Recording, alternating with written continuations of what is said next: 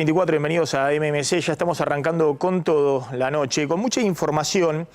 Obviamente la noticia principal, la noticia política y económica del día tiene que ver con el dato del INDEC de pobreza, un dato que era muy esperado porque el INDEC viene midiendo semestralmente la pobreza y se conoció en el día de hoy el índice de pobreza del 40,1%. Es un dato que marca para el primer semestre del año, 11,8 millones es lo que mide el INDEC directo. Si uno traspola a la población general el 40% en la pobreza, y tiene arriba de 18 millones de personas bajo la línea de pobreza. Que es como se mide, porque el INDEC mide en los centros urbanos de todo el país. Pero lo que hace la AEPH es medir un porcentaje, una especie de muestra enorme, sobre la cual hay que trasladarlo a todo el país, hay que proyectarlo a todo el país. Esa proyección marca que la Argentina hoy tiene entre 18 y 19 millones de pobres y tiene prácticamente 4,5 millones de indigentes. La pobreza, recuerden, se mide como una familia tipo, matrimonio y 2 hijos que no pueden comprar el mes pasado 285.000 pesos de una canasta básica de alimentos, vestimenta, transporte, una canasta básica de subsistencia. Esa canasta básica está disparada en términos de precios. Es decir, está corriendo muy por arriba de la inflación general. De hecho, los alimentos subieron el mes pasado casi 6% en un mes. Con lo cual, este 40% de pobreza en el primer semestre de 2023 es el piso de este año. La pobreza en el segundo semestre va a escalar y eso se va a conocer recién cuando el INDEC haga la publicación de la medición del segundo semestre, que va a ser entre fines de febrero y marzo del año que viene, obviamente con otro gobierno. El dato que hay que tener en cuenta acá es que es un proceso muy vertiginoso lo que ha ocurrido en el último año en términos de la disparada de la pobreza. En el primer semestre del año pasado, que es como hay que comparar, primer semestre del año pasado con primer semestre de este año, la pobreza estaba en el 36,5%.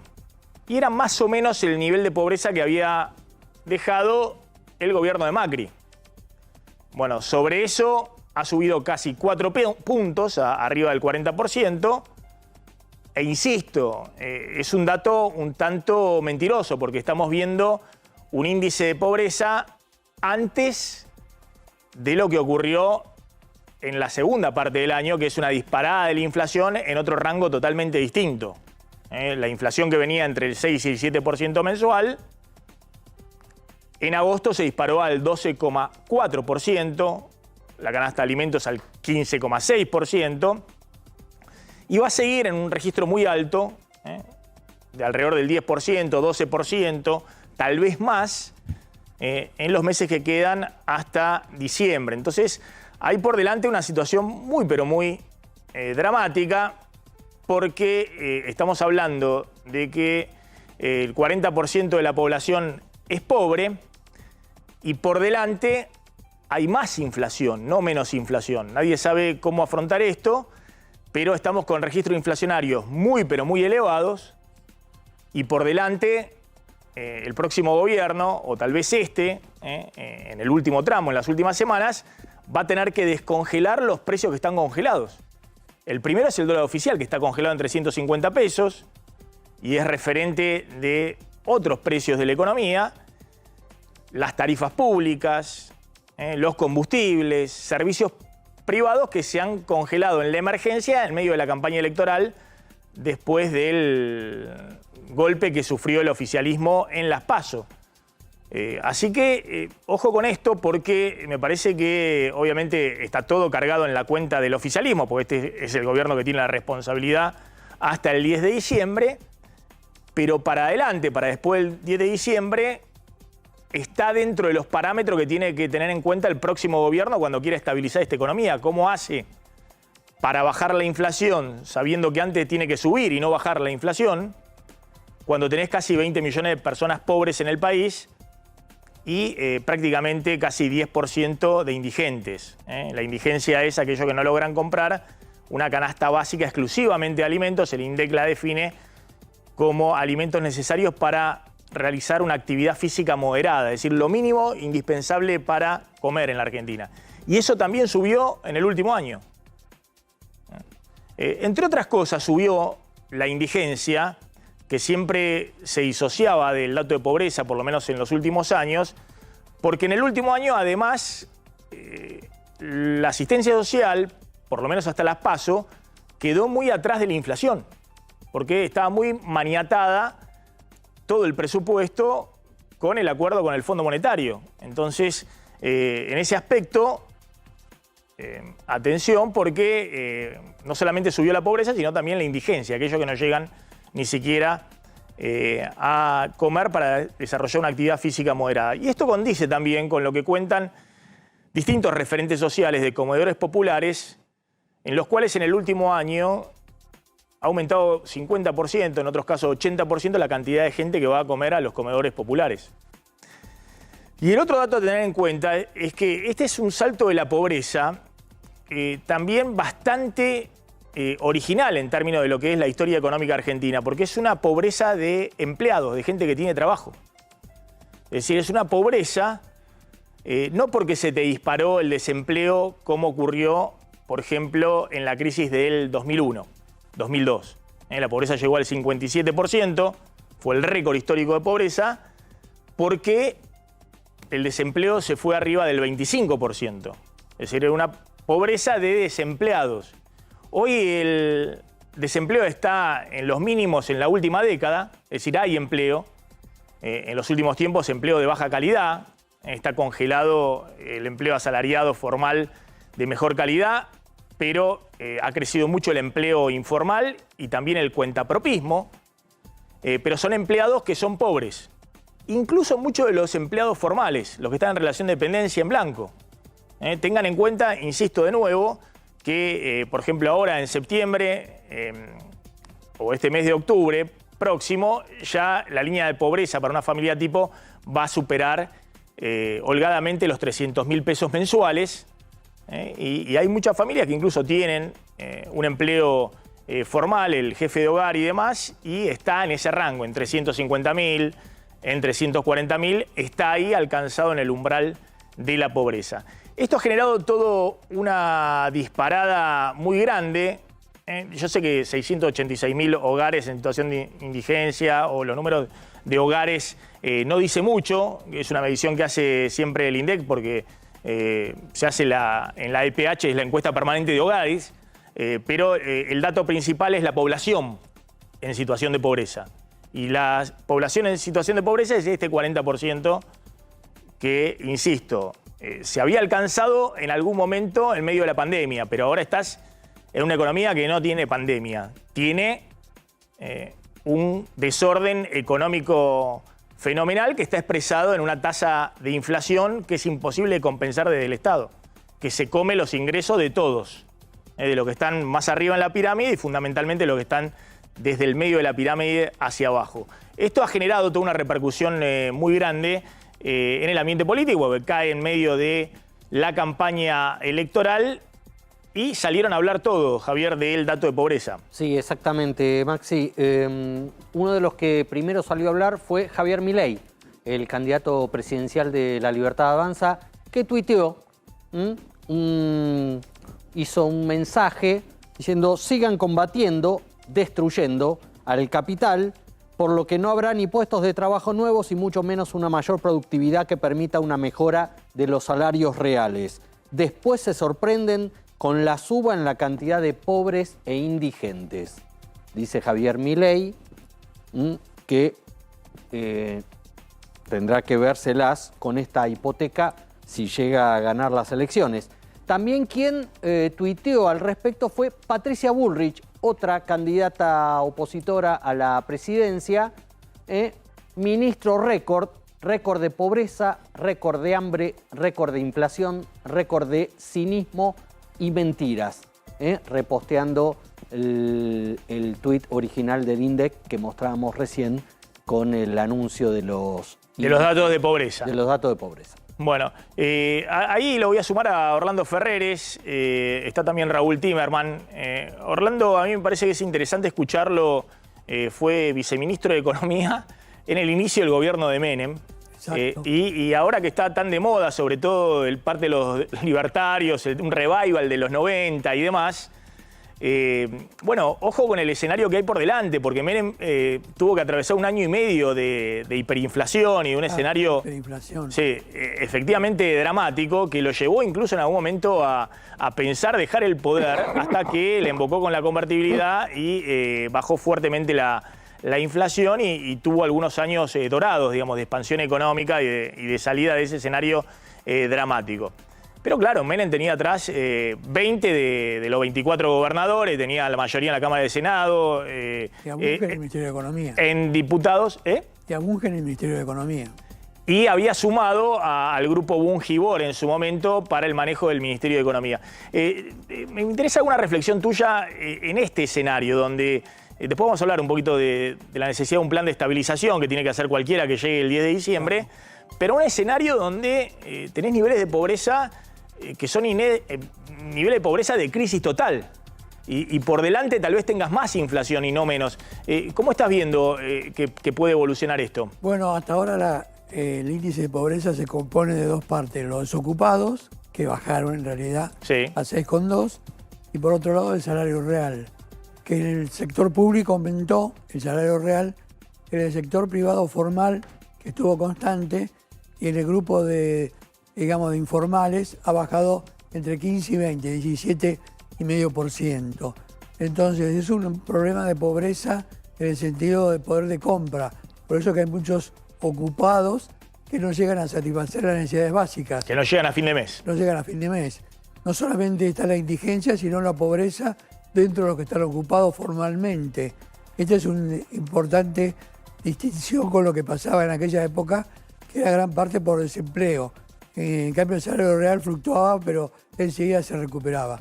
Creo que ese es el problema principal. Nosotros tuvimos que enfrentarnos a una inflación que en el primer mes, digamos, de Menem, que fuera el último de Alfonsín, julio del 89, fue de 297% en el mes. En un mes. En un mes. Equivale a 46.500.000% anual si se elevara a la 12. No 5 millones, 46 millones de porcentaje de inflación para ese mes y se hubiera mantenido todo. Ahora, Orlando, y voy también a Timerman, la pregunta es, cualquier plan de estabilización a partir del 10 de diciembre requiere bajar la inflación, pero antes va a tener que subirla, porque tenés atrasado el tipo de cambio oficial, la tarifa, tenés congelado el precio de los combustibles, tenés algunos servicios privados, medicina y demás, tenés también congelado hasta después de la elección. Pero el desafío principal creo que es no solamente bajar la inflación, sino sostener el nivel de actividad, no tener que atravesar una recesión, porque si no vas a tener 6 meses de inflación arriba del 200% con recesión, es decir, con despido, con desocupación. ¿Es posible? Efectivamente, por eso que yo recomiendo a los que van a subir que tienen que hacer todos los ajustes en diciembre, cosa que entra en inflación en este año, 2023, y creo que es un residuo muy grande para el año que viene, pero coincido contigo en que va a haber más inflación con el nuevo gobierno que con el actual, que está haciendo lo posible con el mercado de platita y todo eso, para que la gente se sienta mejor, pero también acelera la inflación. ¿Y usted ve el ajuste ese antes del cambio de gobierno o después del cambio de gobierno? Digo, después la pregunta del es, cambio de gobierno. ¿De octubre al 10 de diciembre no puede pasar nada? Yo creo que ahí no, porque ahí todavía va a estar, digamos, Massa, que es el presidente real en este momento y ministro de Economía.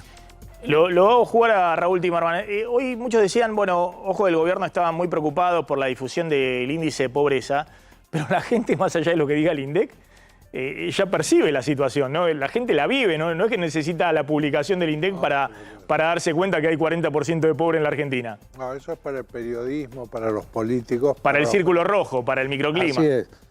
Nosotros en la última encuesta con Sheila Bilker preguntamos sobre la situación económica personal de la gente y le dimos 3 alternativas.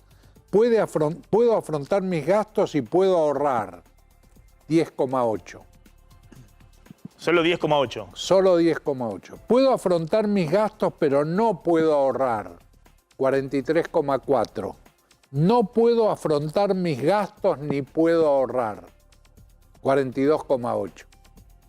O sea, Es decir, más o menos en línea. Exacto. Ni pueden afrontar los gastos ni ahorrar el 42% de la población. 43%. Mostrá ese gráfico ahí en la cámara, te va a tomar una cámara, la levantás ahí que veo que lo tenés en colores y demás. Sí, lo mandé. El gráfico. Lo mandaste, entonces lo podemos mostrar ahí también. No, Sí. por supuesto, yo mandé todos los gráficos con tiempo. Cerca del 43% de la población no puede llegar a fin de mes y no puede ahorrar. Más del 50% de la población está endeudada. Es decir, es razonable que si vos no podés llegar a fin de mes, te endeudes para llegar a fin de mes. Y aparte, alguien más se endeuda. ¿Cómo juega eso desde el punto de vista electoral? El clima ese. Ahora, pásamelo, déjame ver ese gráfico porque es interesante para mostrarlos. A ver. Dale, contame cómo juega eso desde el punto de vista electoral. Electoralmente hemos cruzado dos variables. Primero, la situación económica y segundo, la situación laboral de las personas. Según la situación económica, aquellos que no pueden llegar a fin de mes ni pueden ahorrar, se inclinan más por La Libertad Avanza. Y también por Patricia Bullrich. Pero cuando uno va a la situación laboral, porque ahí adentro hay gente que está trabajando, no puede llegar a fin de mes, pero están trabajando. Entonces, cuando uno va a la situación laboral, se encuentra con el siguiente cuadro. Aquellos que tienen trabajo formal, eso está antes, creo, en un slide anterior. Aquellos que tienen trabajo formal se inclinan por Sergio Massa. ¿Por qué? Porque el tema del temor a la pérdida de derechos adquiridos, especialmente derechos laborales, especialmente la indemnización. Está instalado, digamos, que la indemnización corre peligro si gana la oposición. Aquellos que trabajan en el mundo informal o que están desempleados, los desempleados son pocos, pero los que trabajan en el mundo informal son muchos. Sí, porque no solamente trabajadores que trabajan en negro informalmente, sino cuentapropista, monotributista, el repartidor de Rappi, Uber, todo el tema del trabajo cuentapropista. Se inclinan más por Javier Milei, La Libertad Avanza. Y los jubilados se inclinan más por Patricia Bullrich. Tienen más cercanía con Juntos por el Cambio. Hay una memoria de que la reforma de Macri para la jubilación fue una reforma que favoreció a los jubilados y que la de Alberto Fernández los hizo retroceder respecto a eso. Eso es la situación que existe en este momento. Pero se ha dado un fenómeno muy particular que recién lo medimos ahora, respecto al paquete de medidas económicas que tomó el gobierno tratando de paliar la situación, lo que la oposición llama el plan platita, digamos, y el oficialismo, no sé, llama, digamos, reparación, no sé cómo lo llama. Es interesante mirar eso. ¿Por qué? Todo eso sucedió después de las PASO. Después de las PASO, inmediatamente al día siguiente hubo la devaluación, que golpeó y que lo deben haber comentado mucho. Y después una serie de medidas desde el bono, etcétera, etcétera, que tendieron a aliviar la situación. Bueno, sucedieron dos cosas. Primero, la aprobación de gestión de gobierno en las PASO era de 17 puntos, el más bajo histórico. Hoy es 24 puntos, o sea que esas medidas levantaron la aprobación de gestión de gobierno. Sí, quería redondearlo diciendo... Complétamelo, a ver. Hoy está en problemas la gente de La Libertad Avanza porque se ha caído Javier Milei. Esto sí, es lo último de lo último. Está a un punto de Sergio Massa. ¿Ah, sí? O sea, hoy es un escenario clarísimo de balotaje y hay un problema con Javier Milei, hay una decisión tomada en el equipo de campaña de limitar sus apariciones públicas. No sé si ustedes... Ahora, ¿por qué nosotros...? Espera un segundito, Carlos, porque está el gobernador electo de Mendoza. Queda así. Gracias, está Cornejo, que acaba de ganar con una diferencia muy importante Maxi, pero en Mendoza. Déjame plantear por qué vamos a creer ahora en las encuestas que dice Timerman, cuando la verdad que le erraron por goleada todos. ¿Por qué ahora voy a creer que están en un escenario de empate cuando antes de la elección le erraron, los números salieron diametralmente opuestos? Se lo dejás planteado a Timerman, así lo hablamos en un ratito. Me voy a ir con Cornejo, pero el otro tema del día es, empezó a estar presionado de nuevo el mercado cambiario. Atención, porque hoy el dólar blue de nuevo en 775 pesos. Y más importante que eso, los dólares financieros de nuevo presionando arriba de los 790 pesos. Claro. Está terminando el dólar soja 4, termina este viernes. El Banco Central viene vendiendo además cada vez más dólares en el mercado financiero. Ayer y hoy vendió arriba de... Ayer 40 y hoy arriba de 50 millones en el mercado financiero, en el dólar financiero, para que no se vaya arriba de los 800 pesos. De hecho, ahí se ve el gráfico claramente. Una cosa es vender 30 millones de dólares por día, como se venía. Otra cosa es vender 50 millones de dólares por día. Y otra cosa es vender 100 millones de dólares por día, como fue la semana previa a las PASO, que vendieron 100 millones de dólares por día para que no se disparen arriba de 600 pesos los dólares financieros. Es decir, la dinámica es compleja porque entramos en un mes de octubre donde oferta de dólares del campo ya no hay, se inauguró el dólar petróleo, vamos a ver si acerca un poquito de oferta, pero el Banco Central está buscando oferta de dólares por todos lados, con un cepo total a las importaciones, para todo dólar que consiga venderlo en el mercado financiero para que no se disparen los dólares financieros. ¿Vos ves que esa dinámica va a seguir, Orlando, durante octubre? No tiene más remedio que seguirla porque no tienen alternativa. Por más que el dólar petróleo puede dar algún resultado, pero efectivamente va a tener que seguir con el mismo criterio que está diciendo ustedes ahora, que están vendiendo para que no suba el mercado libre del dólar, que es el que se trata de corregir. Bien. Yo creo que es así. Bien, lo que se ve ahí en ese gráfico, lo que miran todos, cuánto vende por día en el dólar contado con liquidación y el MEP. Y lo que pasó en agosto y septiembre, lo que vimos es que todo lo que recaudó del dólar soja se dio vuelta al Banco Central y no se lo dio a los importadores para que importen más, para sostener nivel de actividad. Se vendieron en los dólares financieros para que los dólares financieros no se disparen más. Bueno, venía más o menos tranquilo, 30 millones de dólares por día, 150 por semana, pero bueno, ojo que los últimos 2 días empezó de nuevo a picarse. Si el Banco Central vende 150 por semana, hacemos las cuentas, bueno, son en 3 semanas 750 millones de dólares, más o menos lo que puede ser la oferta del dólar petróleo, bueno, más o menos tienen.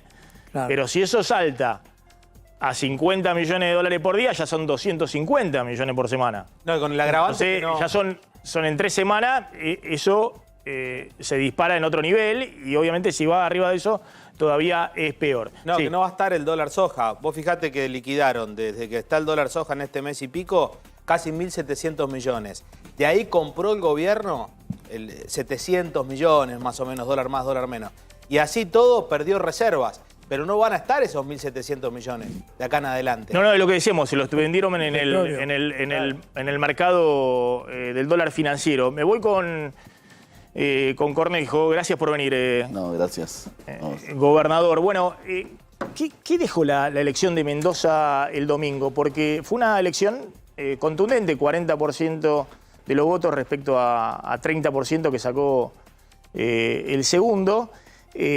Pero claro, todos están mirando si eso puede trasladarse a nivel nacional. ¿Qué está pasando con Juntos por el Cambio? Que ya tiene 9 gobernaciones a partir del 10 de diciembre. Tal vez pueda sumar Entre Ríos. Pero hay dudas respecto a la campaña nacional. Si Patricia Bullrich se puede meter o no en el balotaje. Bueno, en primer lugar, creo que revitalizan los triunfos de Santa Fe, Chaco y Mendoza a la candidatura de Patricia y a Juntos por el Cambio. Pero sin duda alguna las elecciones provinciales tienen su condimento provincial, no se podría extrapolar como un reflejo directo. Pero sí creo que hay una gran demanda de cambio de modelo económico. La sociedad, a diferencia del 2015, ni hablar del 2019, está planteando un cambio de modelo económico. Y acá el dilema es si es entre un cambio entre Milei o Patricia Bullrich ese cambio, porque los dos plantean relativamente ese cambio de modelo económico. Con Milei se genera más incertidumbre, no tiene gobernabilidad, y ahí las elecciones han sido relevantes ¿en qué punto? En que detrás de Patricia Bullrich hay 10 gobernadores, no es poca cosa. Para cambiar un régimen económico, un modelo económico, se necesita poder político. No se hace con un iluminado que dice vamos para allá y la verdad que Milei lo único que ofrece es mayor incertidumbre aún. Entiendo el voto bronca, lo comprendo perfecto, pero votar con bronca no es una buena forma de resolver problemas, ¿no? Así que me parece que el mayor impulso en las elecciones provinciales es que hay un camino de gobernabilidad, de cambio seguro, ¿no? Ahora, Milei de alguna manera les arrebató la bandera del cambio, digamos, la idea de... La disputa, seguro, sí, es cierto, la disputa. Yo creo que disputa la bandera del cambio, pero ¿es un cambio seguro o es mayor incertidumbre? Yo lo que veo en las encuestas en Mendoza, ya que está Timerman, fue el único que se atrevió a decir de los encuestadores nacionales que ganaba yo con diferencia. El resto de las encuestadoras nacionales dijeron que estaba parejo. Las encuestadoras de Mendoza, todas dijeron entre 9 y 12 puntos y salieron 10 puntos de diferencia, ¿no? Las encuestadoras de Mendoza, en Mendoza, donde Milei hizo una muy buena elección de 42, 43 puntos. Salió primero el candidato a presidente. En La Paso, exactamente.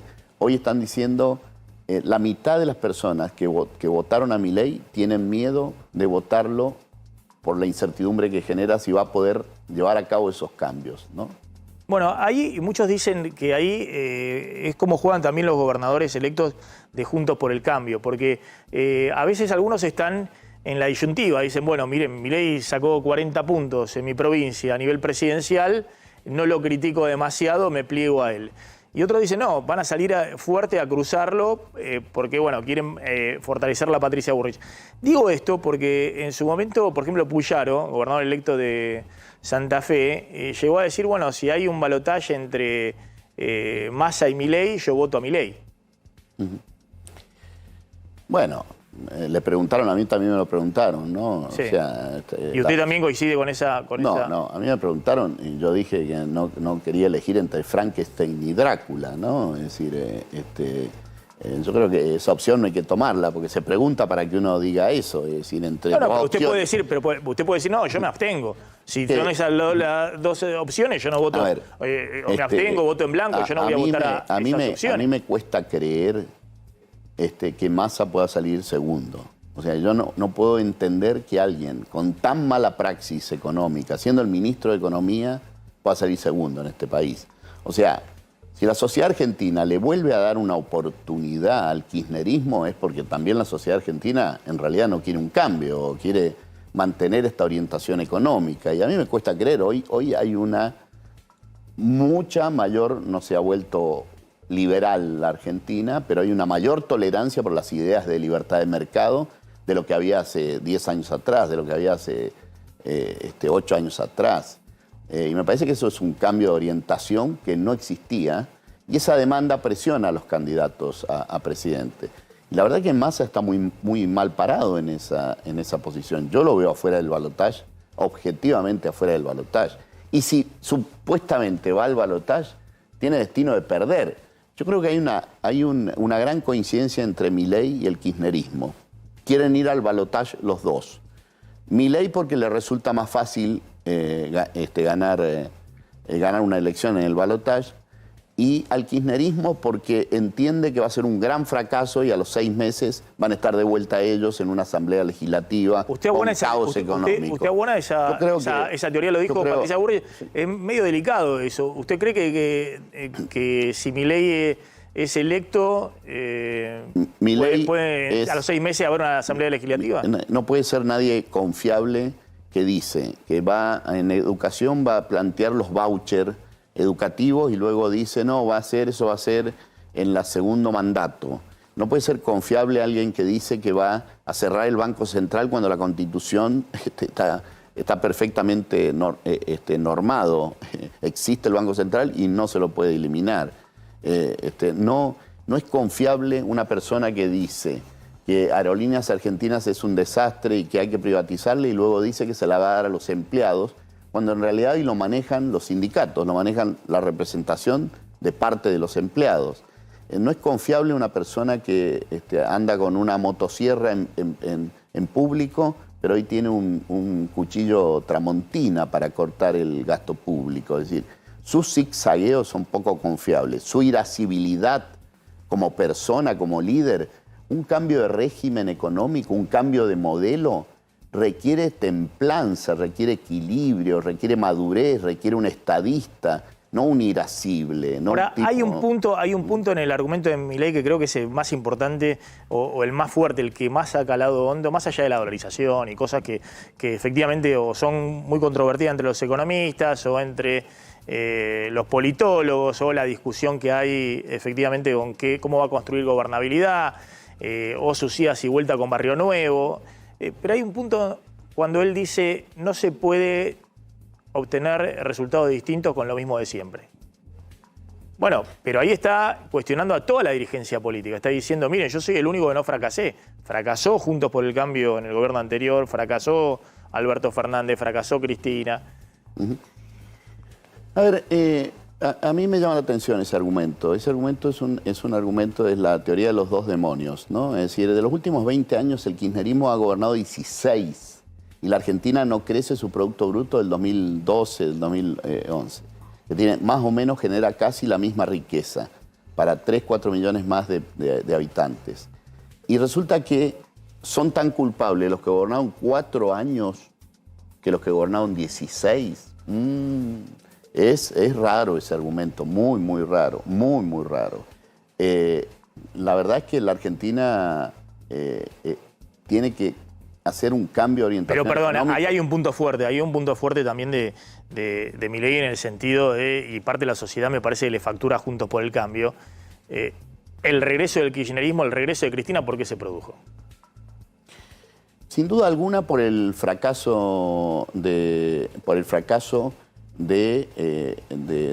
gobierno de Juntos por el Cambio en estabilizar la economía, reaparición de la inflación y demás, eso influyó. Ahora, esa lectura es una lectura tan lineal que no explica los fenómenos sociales.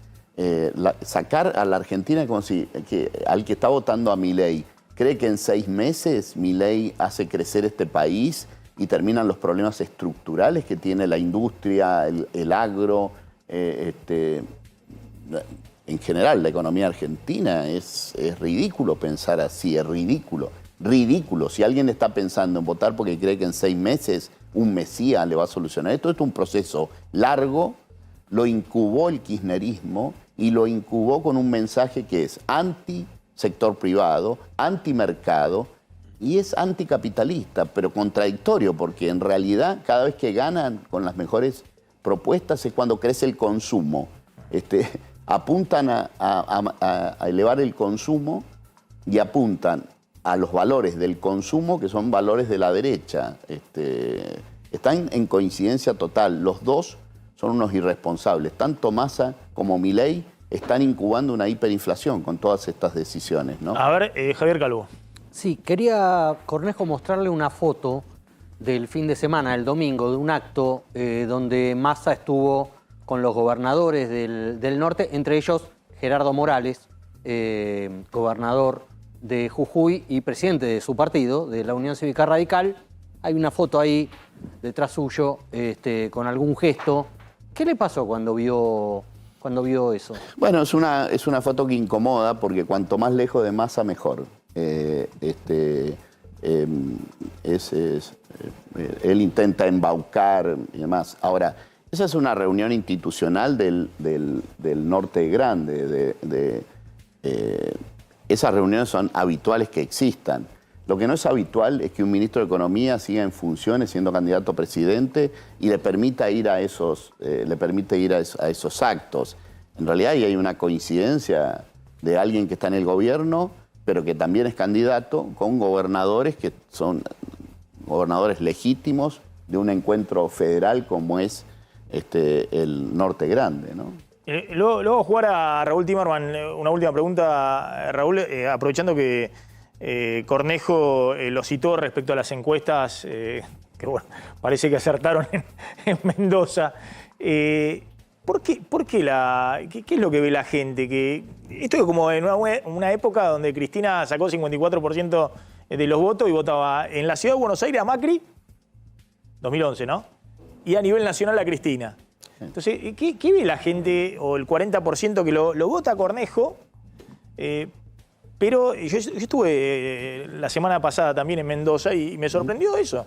Digamos, era un electorado típico de Juntos por el Cambio y qué decir Córdoba. Estuve también en Córdoba la otra semana y también ese electorado hace una opción provincial y al mismo tiempo va por Milei.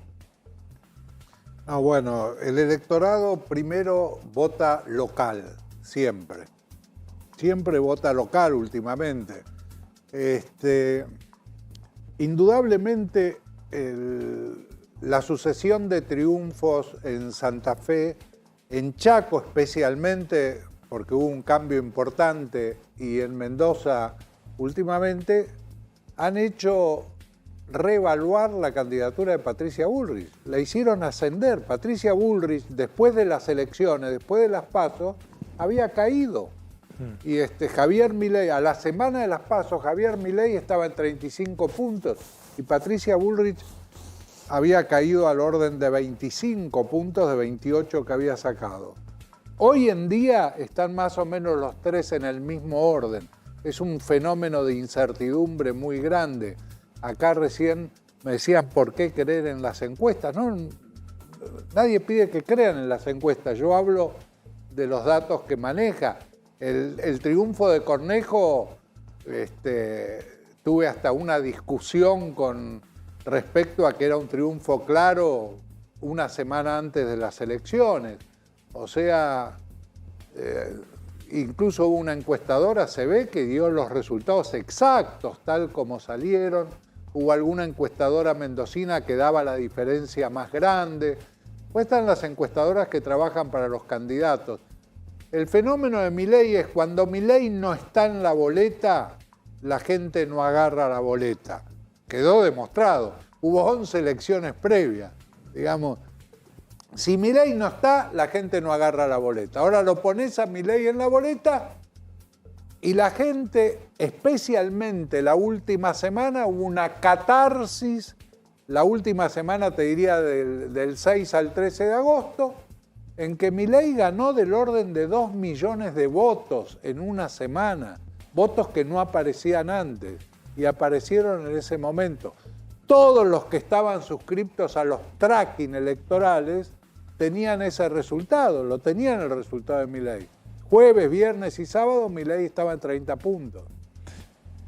Gracias, Raúl Timerman. Una pregunta para el gobernador electo, Alfredo Cornejo, Carlos. Sí, tanto el jueguito que le hace parte del radicalismo a Massa, como veíamos recién en la foto, incluso Lustó también, ahí con algunos lazos, como parte del jueguito que le hace Mauricio Macri a Milei, por otro lado, que comparten el espacio de Juntos por el Cambio. ¿No desperfila un poco digamos, el proyecto de Bullrich? Porque flaco favor le hacen encima 2 puntas, no es que están en uno u otro espacio. A ver, todas estas cosas, fotos y demás, están sujetas a interpretaciones. Las acepto como tal, como las planteas vos. Ahora, la pregunta es que Máximo Kirchner, cuando tiene una diferencia con Kicillof, como el otro día por un tema musical, hay que inventar otro hit porque este ya no funciona. Y eso lo desperfila a Sergio Massa, lo desperfila a Grabois, diciendo las barbaridades que dice Grabois, anticapitalistas absolutas. Yo me parece que hay como un escenario de la política medio teatralizado, donde más de uno en la opinión pública le presta más atención. Yo lo que veo es que Juntos por el Cambio compitió en una PASO, compitió fuerte, fue una PASO competitiva, pero quizás la ciudadanía no entendió esa competencia, no la vio como virtuosa y democrática, como sí la vio en el 2021. En el 2021 se compitió en 17 provincias de diputados y senadores y luego en todas se aumentó. En esta apareció como no virtuoso, pero ahora que ha pasado el tiempo empieza a ordenarse los apoyos a Juntos por el Cambio y a Patricia Bullrich. Yo no veo dificultades ahí. Lo que sí veo es una gran incertidumbre. Si alguien ha sacado el 30, el 8 el 28 y el otro el 27, es obvio que esta elección no está abierta, no está cerrada, no hay un ganador. Ahora, no se sabe quiénes son los que van a la segunda vuelta, ¿no? Sí, ahora, Juntos por el Cambio no hizo demasiado eje y volvió con eso Patricia Bullrich el fin de semana con el spot de la cárcel para narcos, que la va a llamar doctora Cristina Fernández de Kirchner. No hizo demasiado eje en frenar al kirchnerismo, que ya fue eso una bandera del 2015. Es decir, esa fue la bandera del 2015, terminó ganando Macri, después, como decía usted también, por el fracaso de los 2 últimos años de gestión de Mauricio Macri, volvió Cristina con Alberto Fernández. Tal vez la sociedad está esperando otra cosa, no solamente como bandera freno al kirchnerismo, porque la sociedad se está dando cuenta que Cristina quedó afuera de la contienda. Si tuviera alguna chance mínima, incluso en la senaduría de la provincia de Buenos Aires, se hubiese presentado y no lo hizo, construyó la idea de que era proscripta y demás. Y Juntos por el Cambio se quedó con la idea de que eran los elegidos para frenar a Cristina. Y uno tiene la impresión de que a Cristina la frenó la realidad, que quedó fuera de carrera. Sí. A ver, Cristina está fuera de carrera y no está fuera de carrera, ¿no? Hoy día yo la veo, mañana va a haber sesión en senadores, han conseguido quórum para tratar el pliego de la jueza Figueroa. Y el bloque la ha seguido en su capricho, y la ha seguido, el bloque del Frente de Todos, y Cristina sigue mandando al interior del peronismo, sigue mandando. Si Cristina es la figura fuerte, no es Alberto y no es el candidato Massa. Mañana el show estaba preparado para bajar ganancia, para eliminar ganancia, no estaba preparado para tratar a Figueroa. Y terminan tratando a Figueroa. O sea, ese era... Cristina sigue teniendo peso.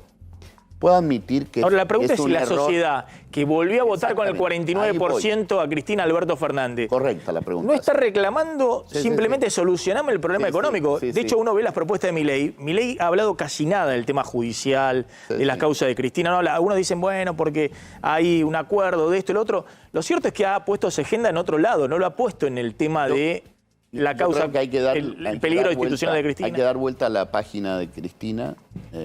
Lo tenemos que hacer el sistema político argentino. Creo que es tóxico para la Argentina seguir rondando alrededor de ella, pero también digo, no seamos ingenuos, ella sigue influyendo en el plano institucional, en la opinión pública cada vez menos, en el plano institucional sigue influyendo. En el Senado he dado un ejemplo. Sí coincido que la agenda masiva de los argentinos es la inflación, es la economía, es el empleo, es el consumo, es la inversión. Esa es la agenda de la mayoría de los argentinos. Y el que atienda mejor esa agenda es el que gana esta elección, ¿no? Calvo.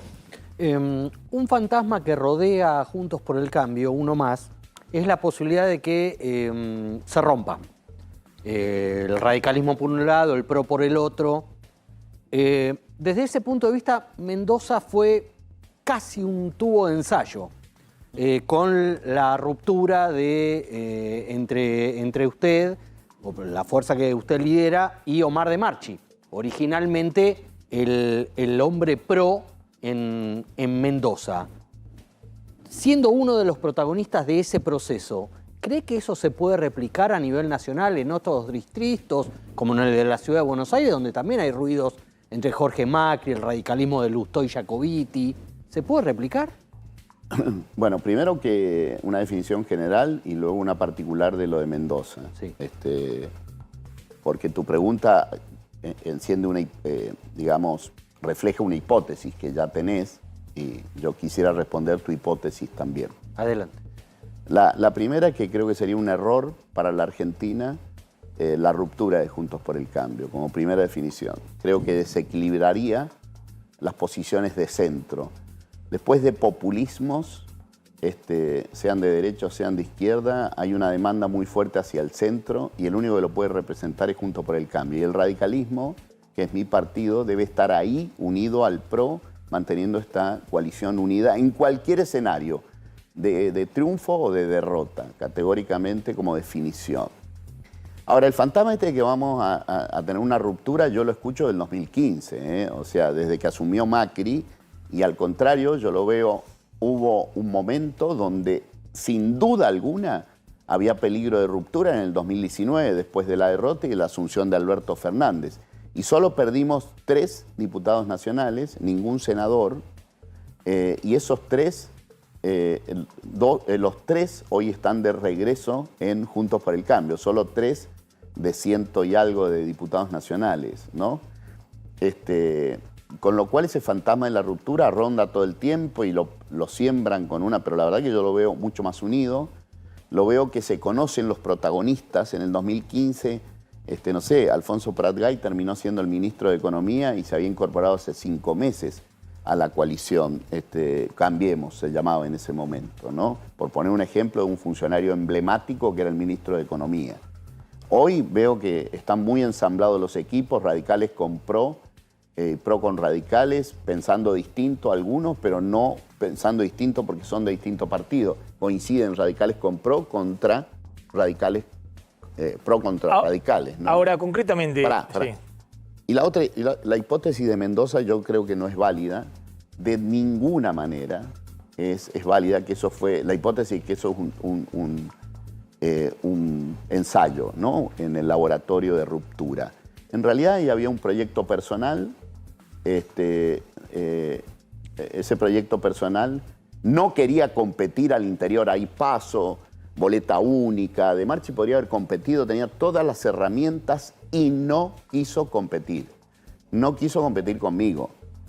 Y optó con romper y fue a buscar a todos los dirigentes peronistas y los llevó en la lista, o sea, a todos los dirigentes peronistas. La gran performance, la baja performance del peronismo es que se dividió el peronismo. Los principales legisladores, las cabezas de lista, provienen del peronismo, de la alianza que construyó De Marchi.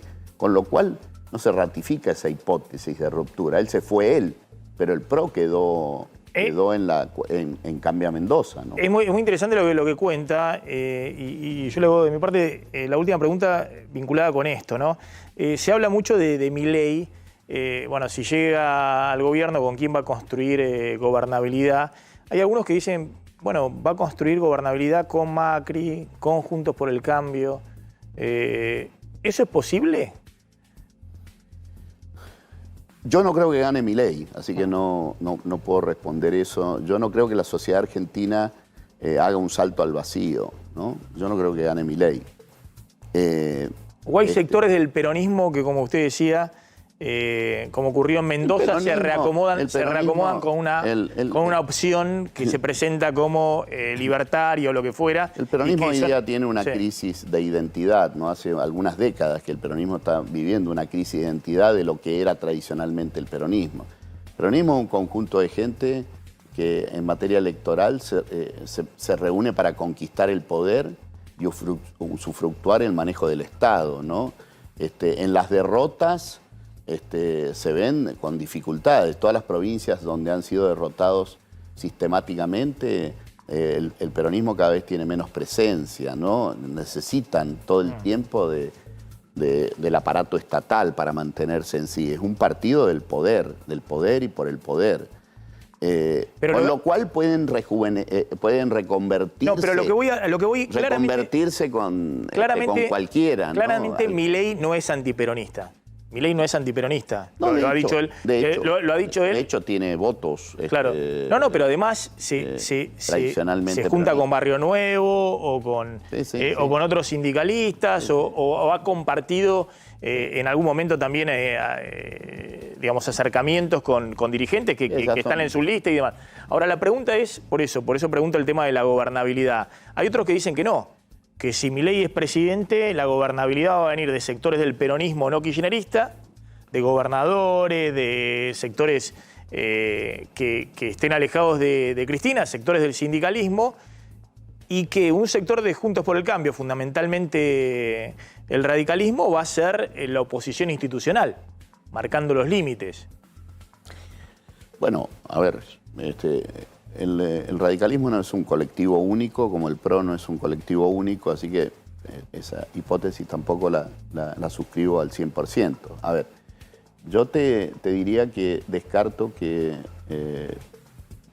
Milei pueda ganar esta elección. Si no, sería un salto al vacío de la sociedad. ¿Usted no ve que la sociedad vaya a arriesgarse yo creo que a poner una ficha en alguien distinto? Lo que intenta construir el kirchnerismo y su influencia es que vayan a segunda vuelta con Milei. Y Milei le conviene eso porque gana ese balotaje, lo gana seguro. Ahora, si te reconvierto a la pregunta, si un grupo del peronismo puede darle gobernabilidad a Milei, bueno, lo hicieron con Menem en un cambio de modelo económico en su momento y lo hicieron. El peronismo es bastante acomodaticio del poder, ahora es contradictorio con el proyecto que dice Milei, ¿no? Es bastante. Bueno, pero por eso le preguntaba, hay como una especie de reivindicación de los 90, sí. Incluso del propio Milei, pero también hay una reivindicación de los 90. Lo votan no por reivindicar al peronismo, sí. Ni lo votan por reivindicar lo votan por bronca. ¿Usted no reivindica los 90? ¿Usted no reivindica los 90? No, yo no es que ni reivindico ni más. Creo que hay cosas positivas de la reconversión económica de ese tiempo y en particular la estabilización macro, ¿no? Así que no es que no lo reivindique. Lo que yo pregunto es, no vale la pena discutir para atrás eso, sino discutir para adelante. La Argentina necesita un cambio de modelo económico, necesita cambiar su orientación económica. Milei puede liderar ese cambio por más que dé esas ideas. Es contradictorio. Nadie más casta que Milei con esta vinculación con el peronismo, ¿no? Porque ese programa no es peronista, el de la motosierra, es todo lo contrario, ¿no? ¿Por qué?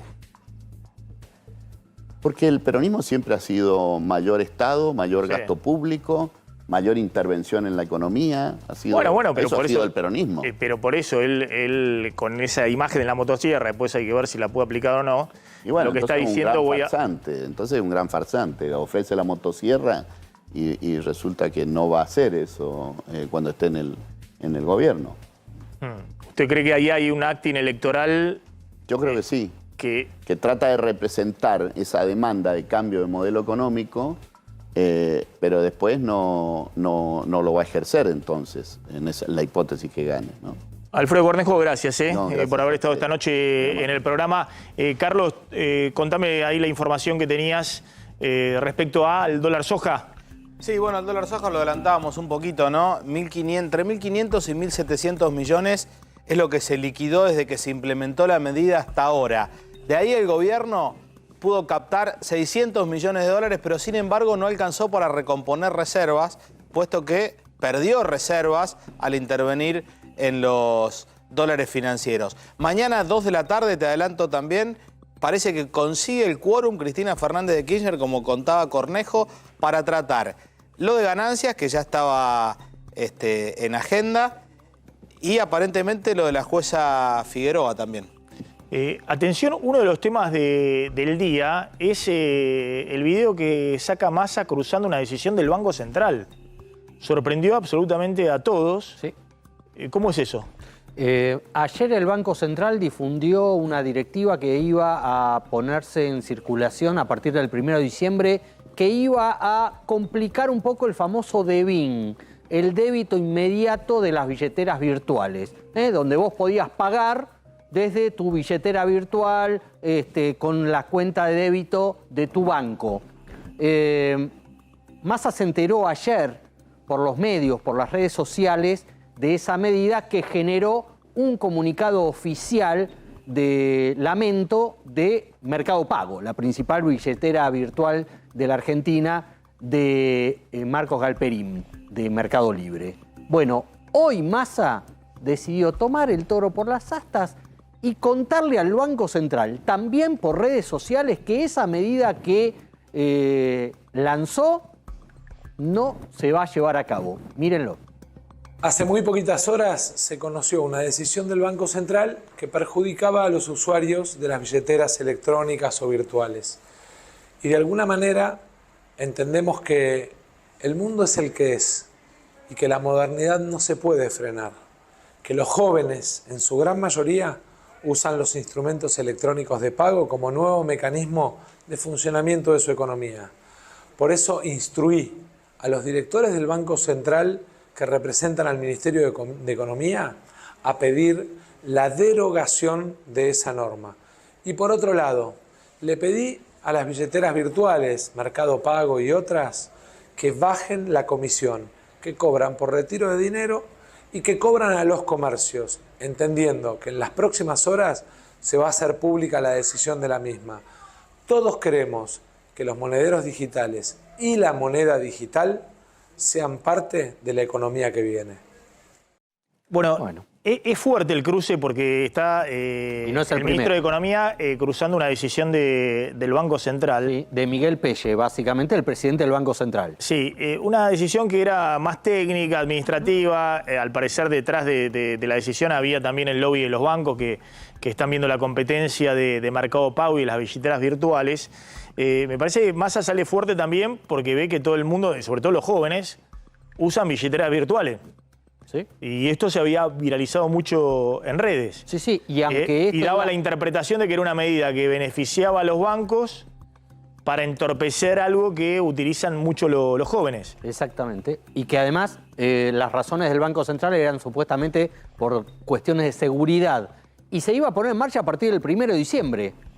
No esperó Massa a estar más cerca del 1 de diciembre. 24 horas después salió a cruzar muy duro y supuestamente consigue que el Banco Central dé marcha atrás con esta medida a través de Lisandro Clery, vicepresidente del Central y hombre de Sergio Massa en el directorio, y consigue que Mercado Pago, ya se informó informalmente, efectivamente dé una reducción a las comisiones por transferencias y por lo que le cobran los comercios. Sí, ojo ese tema, que también, eso es cierto lo que dice, ¿no? Todos plantean, no, pero Mercado Pago debe cobrar bajas comisiones, por eso lo eligen tanto. No, es al revés. Lo eligen muchísimo porque ha sido un medio excepcional, ha liderado las billeteras virtuales, y los comerciantes se quejan que no tienen otra, porque si no tienen Mercado Pago no venden. Claro. Y las comisiones que se cobran son elevadas. Son elevadas las comisiones que cobran las tarjetas de crédito, las emisoras. Esa se ha bajado bastante porque ha habido normas respecto a eso, pero también son elevadas las comisiones que cobra Mercado Pago a los comerciantes por cada una de las operaciones. Entonces, bueno, ahí hay un planteo donde también una especie de medida salomónica dan marcha atrás con lo del Banco Central y lo utilizan. Evidentemente ha habido una negociación con Mercado Pago para bajar las comisiones que, dice, se van a conocer en los próximos días. Ojo que Massa tiene que presentar cuál es su equipo económico para un futuro gobierno, porque tiene que mostrar alguna cosa distinta de renovación. Me dicen que va a contar que va a tener un nuevo presidente del Banco Central, que él va a proponer, si es presidente, sí, un nuevo presidente del Banco Central. Sí. Que obviamente no va a ser Miguel Pelle. No. No. No. Porque desde el primer momento ha querido que no estuviera más Miguel Pelle en el Banco Central y Pelle sigue estando en el Banco Central por el respaldo de Alberto Fernández. La versión que circulaba hoy es que ese anuncio de quién va a ser su presidente del Banco Central y quién va a ser su ministro de Economía si gana las elecciones, lo haría este domingo en el primer debate presidencial. Esa es la versión fuerte que corrió hoy.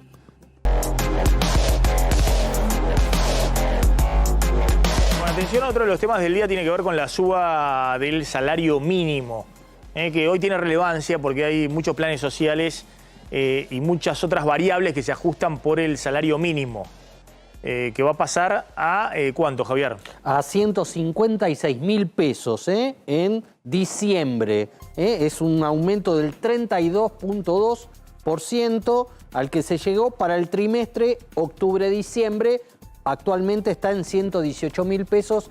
En diciembre va a llegar a 156.000. Hay un anuncio que hicieron las ministras de Trabajo, Kelly Olmos, y la de Desarrollo Social, Victoria Tolosa Paz. Parece que esta es una decisión muy importante y, como recién decía, fue acompañada por la totalidad de los miembros del Consejo. El objeto por el cual los hemos convocado es que, además de estas decisiones que tomó el Consejo del Salario Mínimo Vital y Móvil, nuestros ministerios, el Ministerio de Desarrollo Social de la Nación y el Ministerio de Trabajo, hemos tomado una medida adicional que la ministra de Desarrollo Social va a exponer. Muchas gracias. Muy buenas noches a todos y a todas. Es muy importante llevar adelante esta noticia de que aumenta el salario mínimo vital y móvil, como expresaba la ministra Kelly Olmos, y de igual manera impacta en el universo de los titulares del potencial trabajo. Como ustedes saben, el potencial trabajo tiene un monto equivalente siempre a medio salario mínimo vital y móvil. Por lo tanto, a partir de este aumento trimestral que se viene por delante en octubre, en noviembre y en diciembre, los titulares del potencial trabajo pasarán a percibir 66.000 pesos, 73.000 pesos y terminando diciembre con un monto de 78.000 pesos. Eso es lo que ha tomado la decisión el Consejo del Salario y que impacta en la cartera ministerial que conduzco. Por otro... Bueno, ahí está lo del salario mínimo, que la relevancia hoy es eso, que hay muchos planes con el potenciar trabajo y demás que están ajustados al salario mínimo. Y lo otro que está ajustado al salario mínimo, ojo, que es el mínimo del impuesto a las ganancias. Impuesto a las ganancias. Que son 15 salarios mínimos, es decir, que también sube el piso del impuesto a las ganancias, que actualmente estaba en 1.500.000 pesos de bolsillo, con el decreto de Alberto Fernández y Massa. Y va a subir ahora, va a subir para estos meses. Y después en el proyecto de ley del año que viene, que se va a aprobar en el día de mañana, también está atado el piso de ganancias a 15 salarios mínimos. Claro. Para el impuesto a las ganancias. Luego jugar a Orlando Ferreres. Orlando, ¿vos ves una hiperinflación por delante?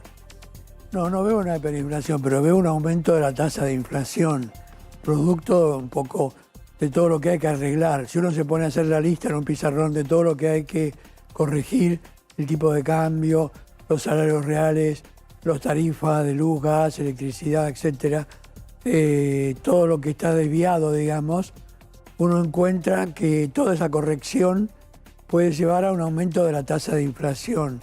Por eso que, en mi opinión, debería, el que gane la presidencia, debería hacer todos los ajustes en el mes de diciembre de este año, antes que esperar a hacerlo durante el año 2024, porque si no se va a dar muy fuerte el año 2024, pasar más alto que este año.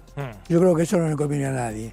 ¿Y por qué decís la diferencia con la hiperinflación? ¿Por qué considerás que se va a acelerar todo? ¿Cuánto? ¿Arriba de 200% de inflación anual? Arriba de 200%. Claro. ¿Pero por qué considerás que eso no va a llevar a un escenario de descontrol inflacionario? No, porque esa sería como una inflación última, como la que me tocó hacer a mí en julio del 89, que fue, digamos, de 4 veces el mes.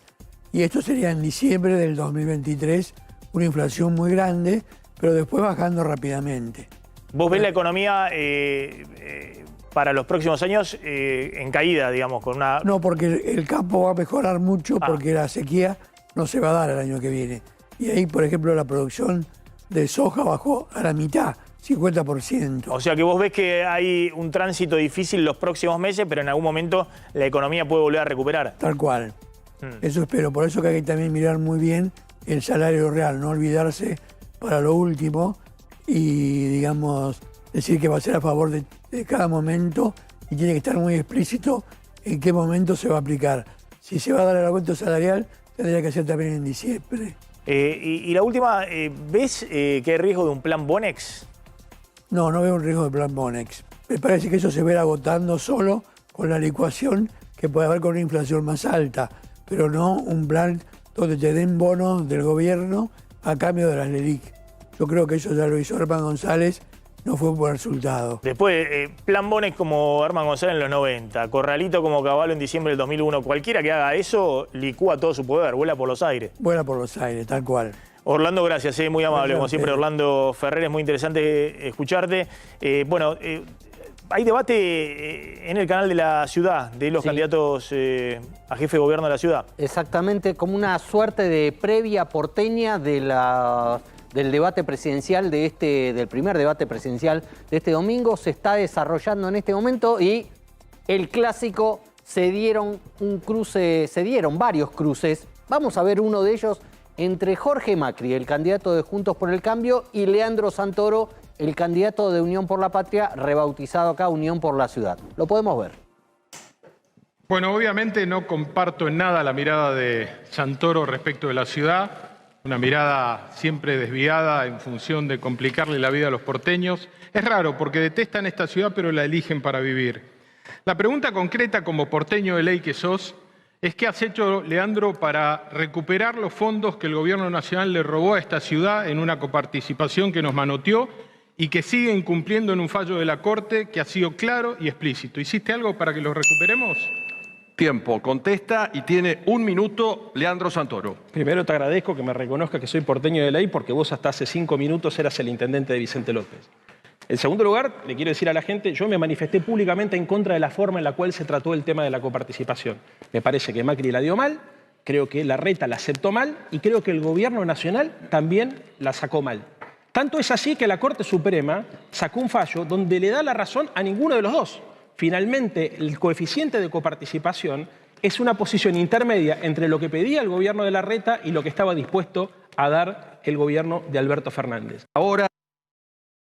Picante el cruce, ¿eh? Sí. Picante. Sí, sí. Jorge Macri se la dejó picando también, porque le dice, vos sos un porteño de ley, y Santoro ahí le mete un gol, ¿no? Porque le dice, sí, me reconoces porteño, pero vos hace 10 minutos estabas en Vicente López. Era un clásico que uno y el otro se iban a tirar por la cabeza eso. Sí, pero claro, pero ojo que también Santoro reconoce, hay una crítica a Alberto Fernández. Sí, sí, que la hizo en su momento, es cierto, pero no sé cuánto pudo incidir siendo el diputado nacional y ex amigo o más o menos amigo del presidente de la Nación. ¿Cuál es la clave en la elección de la ciudad? ¿Si hay o no balotaje? Exactamente, sí. La clave sería esa, si hay o no balotaje. Todo indica que sí que va a haber balotaje en la ciudad de Buenos Aires para evitar el balotaje. El único en la historia que lo consiguió fue Horacio Rodríguez Larreta. Sí, que ni ganó ahora para la elección presidencial en la ciudad de Buenos Aires. Hace 4 años consiguió ganar en primera vuelta. En ciudad se evita el balotaje con el 50% de los votos más 1. Es difícil que se consiga en esta oportunidad. Y la segunda incógnita, si se dice, es quién queda segundo, Santoro o Marra, que tuvo una pobre performance en las PASO con solo 13 puntos entre el público, entre el electorado de la ciudad de Buenos Aires. Javier Calvo, gracias. Nos estamos retirando. Se quedan con Esteban Trebuch en el aire de A24. Nos reencontramos mañana. Chau, chau, pásenla bien.